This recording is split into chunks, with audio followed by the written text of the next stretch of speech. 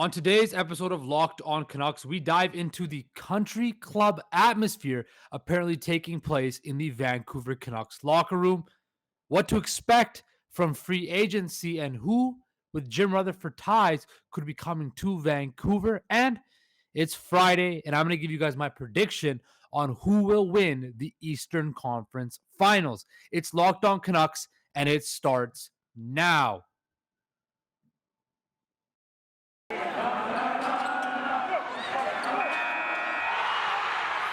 You're Locked On Canucks, your daily podcast on the Vancouver Canucks. Part of the Locked On Podcast Network, your team every day. Hello, everybody, and welcome to today, Friday, June the 10th episode of Locked On Canucks. Yes, it is Friday. The weekend is almost here, and I know the weather in Vancouver has been horrendous, but things could be changing. Once again, I'm your host, Justin Pooney. You can find me at _process sports on Twitter, at process sports with an extra C on Instagram. You can also follow us on Twitter at Locked On Canucks. Please also like and subscribe to our YouTube channel. Of course, I want to thank you all for making Locked On Canucks your first listen of the day. We are free, and of course, we're available wherever you get your podcast services. So, as I mentioned off the top of the episode, a major, I don't know if it's a major, but a bombshell or interesting tidbit of news dropped today around the Vancouver Canucks and the environment in the locker room and how that is swaying Jim Rutherford's um, tactics of building this franchise and designing it. Of course, also the Canucks potentially will be very active this offseason. Which players with Jim Rutherford ties will or potentially be joining the Vancouver Canucks? And of course, like I mentioned, we're going to dive into the Rangers and Lightning series, which last night was, again, another indication of just how great this Tampa Bay Lightning dynasty, pretty much, you could say, has been. But first, let's go into the big news of the day today. The major news that the Vancouver Canucks dressing room is a country club and it's about to be shaken up big time. On a prominent podcast here in Canada, two very prominent NHL insiders have said that the Canucks are a broken team and Jim Rutherford wants to make a lot of changes in that. There are only 3 to 4 players that are safe. It goes on to say that the 2 key dates for Rutherford are the draft July the 7th and free agency July the 13th. And there's going to be some splashes, big splashes here to change things up.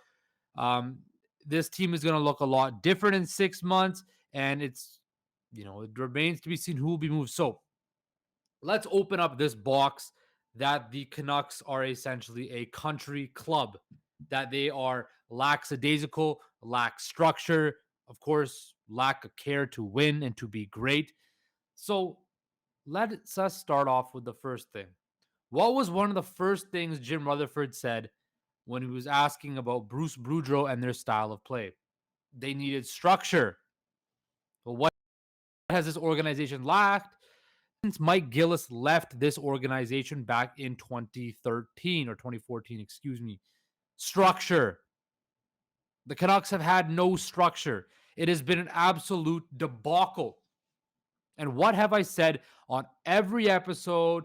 And one of my first points was when I took the show over was the Canucks, like any other successful organization, need structure, need an organizational goal, and need to have a common skeleton of a chain of command, to have a successful organization. And they have not had that until they signed Jim Rutherford and Patrik, Alvin, where now they have people in place that are competent in their roles and that want to shape the organization in their image, not Francesco Aquilini's image, not Trevor Linden's image, not Jim Benning's image. There is a streamline of how this organization is going to be run, how this organization is going to play, and how this organization is going to look.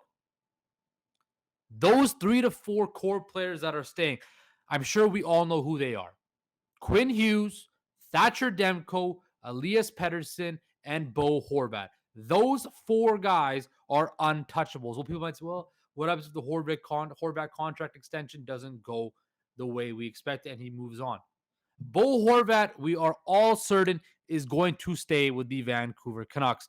That's why last week when I was going through what contract situations will look like, I said it's basically 99.9% certain that Bo Horvat will re-up with the Vancouver Canucks.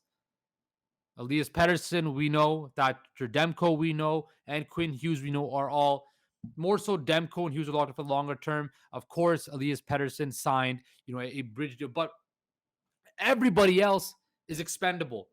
JT Miller, as much as I want JT Miller to stay in Vancouver, there's reports are coming out again today. Another prominent hockey insider was speaking to a Calgary radio station saying that he feels JT Miller is not going to take anything less than market value to stay in Vancouver. Well, if his market value is above the Canucks number, he is not going to be a Vancouver Canuck. That was made very clear by Jim Rutherford.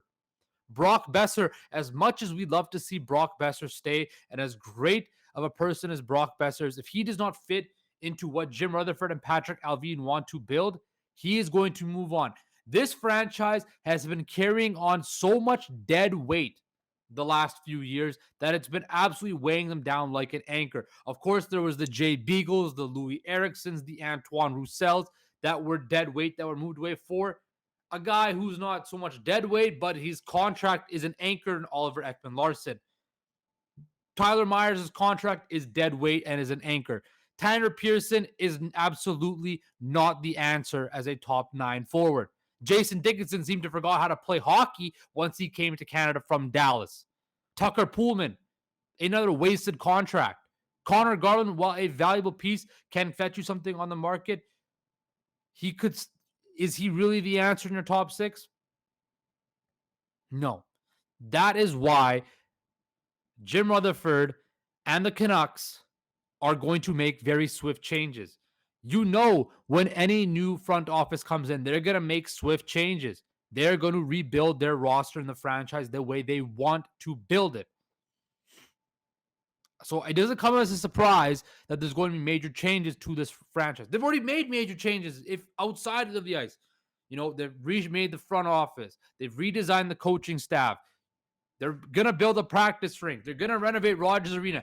Everything around the on-ice product is going to change and has changed for this franchise. So the biggest part of this franchise, the one that brings in all that money, the on-ice product is bound to change. You're not going to renovate a house, change everything, but leave the most important part, the kitchen, the same. No, if you're going to renovate a house and you're going to redesign your house, the kitchen's going to be one of the central figures that you're going to redesign. And this kitchen, the Canucks kitchen, has been lackadaisical, has not done anything other than a nice playoff run a couple years ago.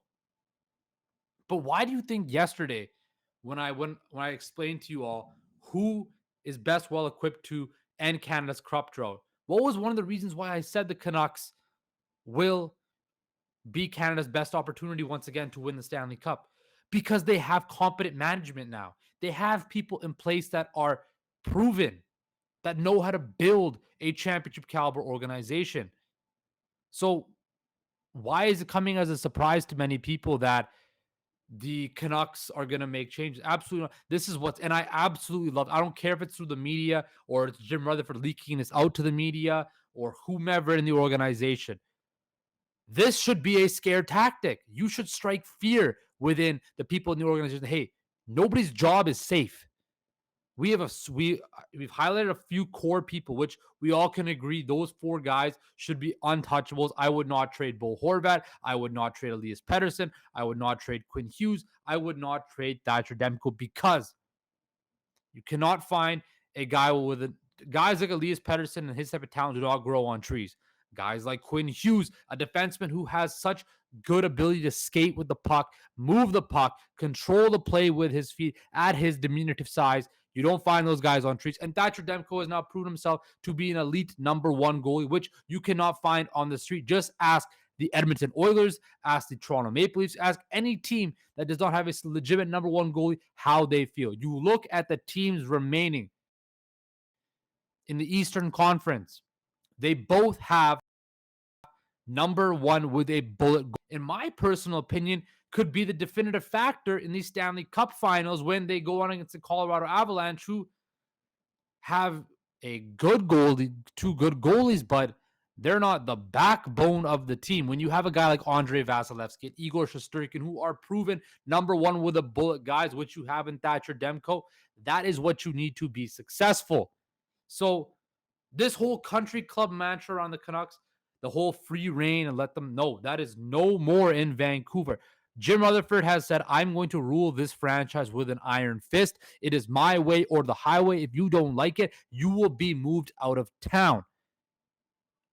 And that is the way this organization should be run. When you look back, Pat Quinn, a stern leader, it was his way or the highway. Now, they were good. They understood how to, have their players have their way, and you have to have that common balance to be successful. But at the end of the day, the buck stops with the man up top, and that's Jim Rutherford. Same thing with Brian Burke, a very stern leader. Mike Gillis was very stern. Jim Benning was not. Jim Benning, at points, people were saying he was just a puppet for Francesco Aquilini to control so he could make the moves that he wanted to make. That's not the case anymore because it didn't work for how many years? The Canucks were in the dumpster, have been in the dumpster for how many years thanks to that Jim Benning style of management. They did the right thing now, hired a president of hockey operations, hired a general manager, hired smart assistant general managers like Cameron Granato, hired, a coach in Bruce Boudreau who has been around the block and who players like to play for. But also on their coaching staff, what are the reports are saying? They're going to be adding more veteran-laden assistant coach who has head coach experience. That's why we heard Mike Yo's name out there. Potentially Ulf Samuelsson. Veteran guys who've been around the block to understand the game. People that have competence, people that are smart in the hockey circles, people that are respected in the hockey circles. You're bringing those type of people in to get rid of that country club mentality where, let's face it, the country club mentality and the players like having that relaxed atmosphere was not working. So time to bring in the reins, make some changes, and that is why this offseason is going to be critical. I said before, I don't see many changes happening. Well, the more that I think about it, the more that, the more that it's been 6 months since Jim Rutherford took the job. December, yeah. You're seeing the changes now take place of Jim Rutherford and putting his stamp on this organization, making it the way and transforming and designing it the way he wants to design it. So everybody out there, there's going to be changes with the Vancouver Canucks, and we should welcome them because the last however many years, the last almost decade, post 2011 has been horrible. So we should accept the change. Don't get overly attached to guys like JT Miller, Brock Besser, whomever. They've highlighted the 4 guys they want to keep, the 4 guys they should keep. Everybody else is expendable. So expect big changes, expect a lot of new faces, but also expect this. This team will be built the right way, will be built smartly, will be built a way that's sustainable. And that is why I said yesterday, this team will be in a better position to win a Stanley Cup than any other team in Canada. So coming up after this break, we're going to dive into certain players that have Jim Rutherford ties that could potentially be in Vancouver. First, I want to talk to you guys about betonline.net. It is your number one source for all your betting stats and sports info. Find all the latest sports developments, news, odds, including this year's basketball championship matchup, the NHL conference finals, Major League Baseball, and of course, the latest fighting news from MMA and UFC to boxing. BetOnline is your continued source for all your sporting wagering information, including live betting, esports, and more. Head to the website today or use your mobile device to learn more about the trends and action. Bet online, where the game starts.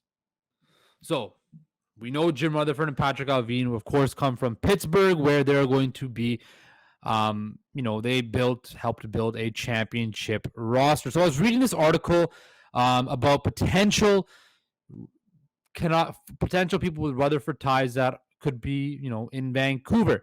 And of course, there was, the obvious Chris Letang. They have a large hole on the right side of their defense, the Canucks, and Chris Letang is 35, 16-year vet. He's coming off a career best 68 points, but um, I don't think Chris Letang is the answer. I don't think bringing in a 35-year-old defenseman who, albeit has put up a great career, potentially Hall of Fame career, I don't see Chris Letang, being anything evident or anything important to bring in.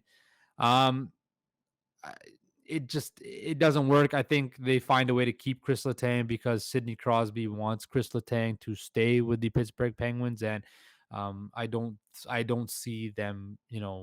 I don't see Chris Letang playing for any other team other than the Pittsburgh Penguins. Another defenseman, excuse me, another former potential uh, Pittsburgh Penguin is Phil Kessel. I don't think Phil Kessel, again, at an advanced age, Phil Kessel was once, a prominent goal scorer in the NHL. Of course, we all know Phil Kessel loves his diet sodas and his hot dogs and all of that stuff. He's 34. He, is not the same player that he once was, but, he had 52 points in 82 games. He also had 14 power play points. He's not a defensive guy. He's can still dish the puck out. He can still move the puck. He's still got a great shot. Potentially on a short-term deal, he could be valuable, but I just don't see any way that could work. Of course, then we have Evan Rodriguez, who had 19 goals and 24 assists. He was coming off a pretty good year where he had as I just mentioned his stats. But he was inconsistent and he made $1 million last year, so he might be looking for a bump up on that.